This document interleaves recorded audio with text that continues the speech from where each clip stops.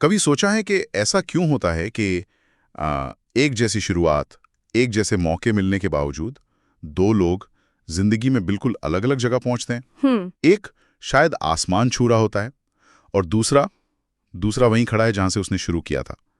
तो क्या ये सब सिर्फ किस्मत है या कुछ और है? ये एक ऐसा सवाल है जो हम सब कभी ना कभी खुद से पूछते ही हैं और इसका जवाब अक्सर किस्मत से कहीं ज्यादा गहरा होता है। बिल्कुल। और आज हम इसी सवाल की पड़ताल करने वाले हैं। हमारे पास farming futures tradition meets innovation नाम के एक लेख के कुछ अंश हैं। अच्छा।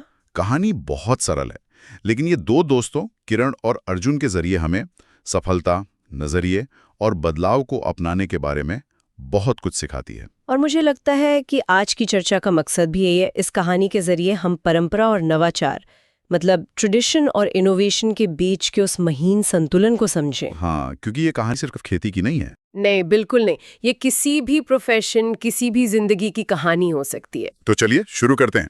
कहानी की शुरुआत होती है दो गहरे दोस्तों से, किरण और अर्जुन। एक ही गांव में पले बढ़े और दोनों को अपने अपने पिताओं से विरासत में जमीन का एक छोटा बराबर टुकड़ा मिला। अच्छा, तो शुरुआती लाइन बिल्कुल एक जैसी थी। बिल्कुल एक जैसी।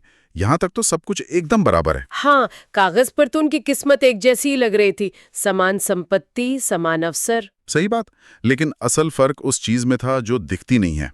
जमीन के साथ साथ उन्हें एक और विरासत मिली थी, और वो थी सोच। हाँ, सोच। किरण के पिता ने उसे ट्रेडिशनल खेती सिखाई थी, वही गेहूं और चावल उगाना जो उनके पुरखे सदियों से करते आ रहे थे। एक आजमाया हुआ सेफ रास्ता, एक बना बनाया नक्शा कि बस इन लकीरों पर चलते जाओ। या खूब कहा आपने, एक बना बनाया नक्शा। वहीं दूसरी तरफ था अर्जुन। उसके पिता ने उसे सिर्फ खेती करना नहीं सिखाया, बल्कि उसे लीक से हटकर सोचने और हमेशा नए अवसर तलाशने के लिए एक तरह से उकसाया। तो उन्होंने उसे नक्शे की जगह एक कंपास थमा दिया और कहा कि अपनी दिशा खुद तय करो। बिल्कुल।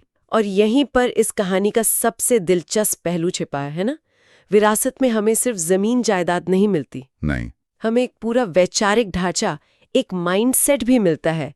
किरण को जो सोच मिली वो थी जो होता आया है वही सही है, रोज खिम कम है। और अर्जुन को जो सोच मिली वो थी संभावना और विकास की। जो हो सकता है उसे खोजो।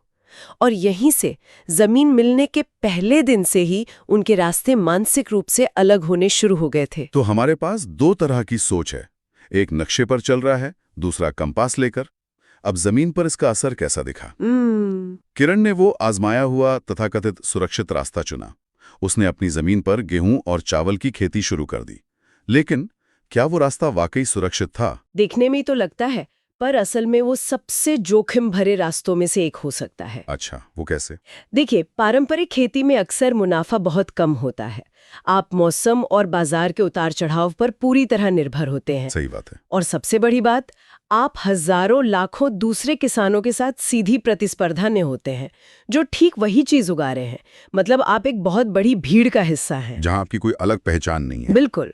और लेख बताता है कि किरण को जल्द ही गुजारा करने में भी मुश्किल होने लगी। दूसरी तरफ था अर्जुन अपने कंपास के साथ।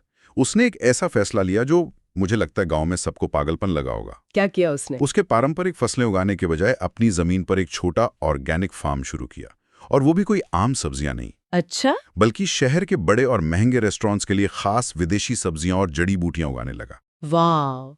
यहाँ एक पल रुककर अर्जुन के फैसले को समझना जरूरी है। ये सिर्फ एक अलग फसल उगाने का फैसला नहीं था। मतलब? ये तो एक बहुत बड़ा जोखिम था। अगर वो रेस्टोरेंट्स उसे मना कर देते तो? ये एक शानदार सवाल है, और यहीं पर एक उद्यमी, एक एंटरप्रेन्योर और एक आम किसान का फर्क साफ दिखता है। हाँ। अर्जुन ने सिर्फ फसल नहीं बदली, उसने अपना बाजार ही बदल दिया।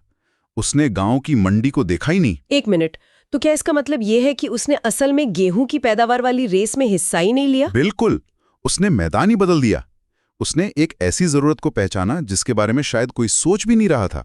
ये जोखिम भरा था, लेकिन ये एक कैलकुलेटेड रिस्क था। अच्छा। उसने शायद पहले जाकर उन रेस्टोरेंट से बात की होगी, उनकी जरूरत को समझा होगा। उसने अपनी एक अलग रेस बना ली, जहां शुरुआत में वो अकेला धावक था। हाँ, उसने प्रतिस्पर्धा को ही खत्म कर दिया। जहां किरण प्राइस टेकर था, यानी बाजार जो दाम देगा वो उसे लेना पड़ेगा, वहीं अर्जुन प्राइस मेकर बन गया। वो अपनी उपज की कीमत खुद तय कर सकता था। सही। क्योंकि उसकी पेशकश अनोखी थी और इसका नतीजा तो साफ दिखना ही था। लेख बताता है कि दोनों दोस्तों के बीच का अंतर तेजी से बढ़ने लगा। अर्जुन का कारोबार एक छोटे से खेत से शुरू होकर कई खेतों तक फैल गया। वो शहर के लगभग सभी बड़े होटलों को सप्लाई करने वाला एक बड़ा नाम बन गया। हाँ, और मैं इसमें एक बात और जोड़ना चाहूंगी। अर्जुन ने सिर्फ अपनी रेस नहीं बनाई, उसने उस रेस के नियम भी खुद लिखे। वो अब सिर्फ एक किसान नहीं था, वो एक उद्यमी बन चुका था। बिल्कुल, एक उद्यमी जिसने एक पूरा सप्लाई चेन सिस्टम तैयार कर लिया था। और इस सब के बीच किरण कहाँ था? वो वहीं का वहीं खड़ा था जहां सालों पहले था। वही मेहनत, शायद पहले से भी ज्यादा, लेकिन नतीजा सिफर। और जब उसने अपने बचपन के दोस्त को इतनी तेजी से आगे बढ़ते देखा तो उसे अर्जुन की सफलता से ईर्ष्या होने लगी। ये बहुत स्वाभाविक मानवीय भावना है, लेकिन इस ईर्ष्या के पीछे सिर्फ पैसा नहीं होता। ये तो मैं पूछने ही वाला था। ईर्ष्या तो समझ आती है, पर क्या ये सिर्फ पैसे को लेकर थी या मामला कुछ और गहरा है? मामला बहुत गहरा है। ये अपनी पहचान और अपने तरीकों के अप्रासंगिक यानी इररिलेवेंट होने के डर से पैदा होती है। अच्छा। सोचिए, आप एक रास्ते पर पूरी ईमानदारी और मेहनत से सालों से चल रहे हैं, ये मानते हुए कि यही एकमात्र सही रास्ता है। हाँ। और फिर आप देखते हैं कि आपका ही कोई साथी एक नया अनजाना रास्ता चुनता है और आपसे मीलों आगे निकल जाता है। तो आपके मन में ये सवाल उठता है कि क्या मेरा रास्ता ही गलत था? क्या मेरी पूरी जिंदगी की मेहनत और विश्वास ही एक धोखा था? ठीक यही, ये एक तरह का पहचान का संकट है, एक आइडेंटिटी क्राइसिस। हाँ, बिल्कुल। इसे ऐसे समझिए, मान लीजिए आप सालों से एक ही सॉफ्टवेयर पर काम करने में माहिर हैं और अचानक ऑफिस में कोई नया फैंसी सॉफ्टवेयर आ जाता है जिसे सब इस्तेमाल करने लगते हैं। हाँ, मेरी तो बहुत ही सटीक उदाहरण है। आपका पहला रिएक्शन क्या होगा? गुस्सा, डर, या ये सोच के मेरा पुराना तरीका ही बेस्ट था?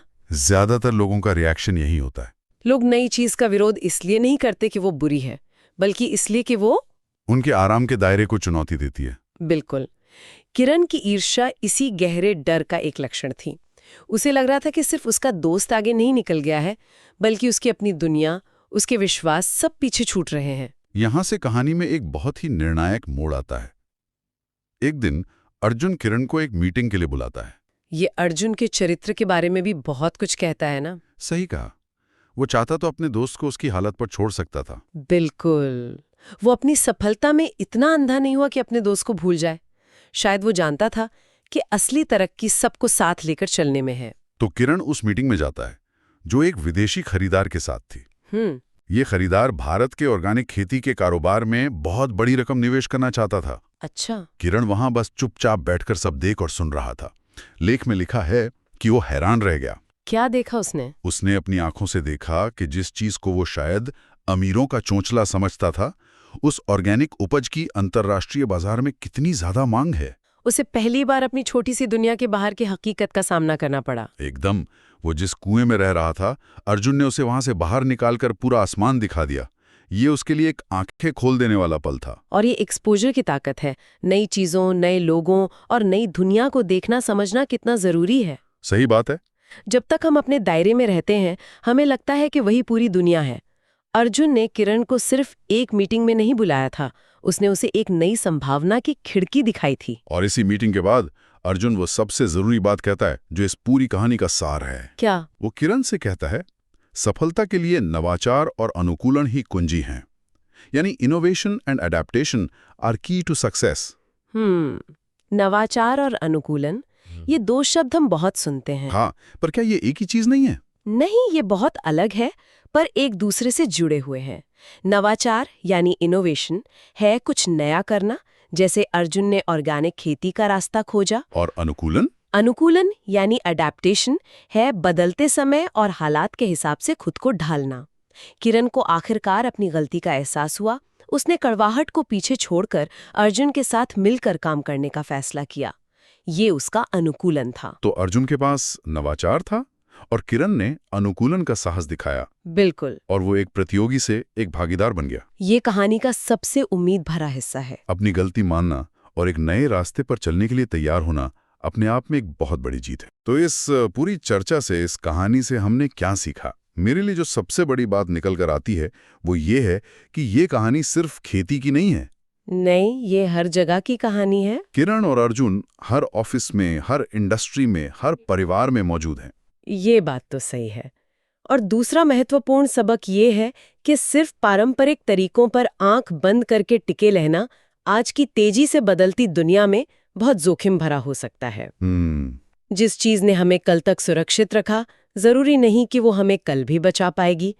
हमें लगातार अपने आसपास की दुनिया में हो रहे बदलावों को समझना होगा और उनके हिसाब से खुद को ढालना होगा, नहीं तो हम अप्रासंगिक हो जाएंगे। बिल्कुल। और एक और बात जो मुझे कहानी के अंत से समझ आई, वो सहयोग की ताकत है। अच्छा, वो कैसे? अर्जुन अकेले भी बहुत सफल था, लेकिन जब उसने किरण को साथ लिया तो शायद वो दोनों मिलकर कुछ और भी बड़ा कर पाएंगे।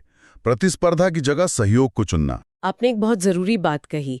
यहाँ पर दो अलग अलग तरह की ताकतें मिल रही हैं, है ना? हाँ। एक के पास बाजार की समझ और इनोवेटिव सोच है, और दूसरे के पास पीढ़ियों का जमीन से जुड़ा पारंपरिक ज्ञान और अनुभव है। तो ये थे इस कहानी के मुख्य सबक। परंपरा का सम्मान करना जरूरी है, पर भविष्य बनाने के लिए नवाचार और अनुकूलन को अपनाना ही पड़ता है। कहानी यहाँ एक सुखद मोड़ पर खत्म होती है, लेकिन यहाँ एक दिलचस्प सवाल उठता है जिस पर हम अपने श्रोताओं को सोचने के लिए छोड़ सकते हैं। बताइए, क्या सवाल है? सवाल ये है कि आगे क्या होगा?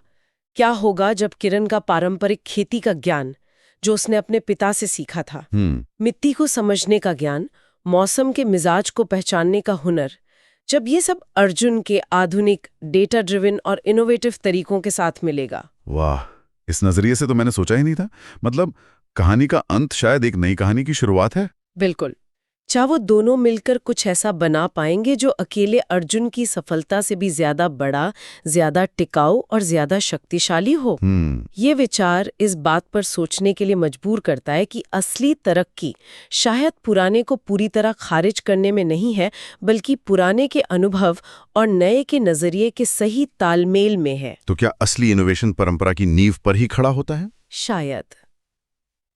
शायद किरण की असली विरासत वो पारंपरिक खेती के तरीके नहीं थे, बल्कि खेती की वो गहरी समझ थी जिसे बस एक नए नजरिए और एक नए बाजार की जरूरत थी।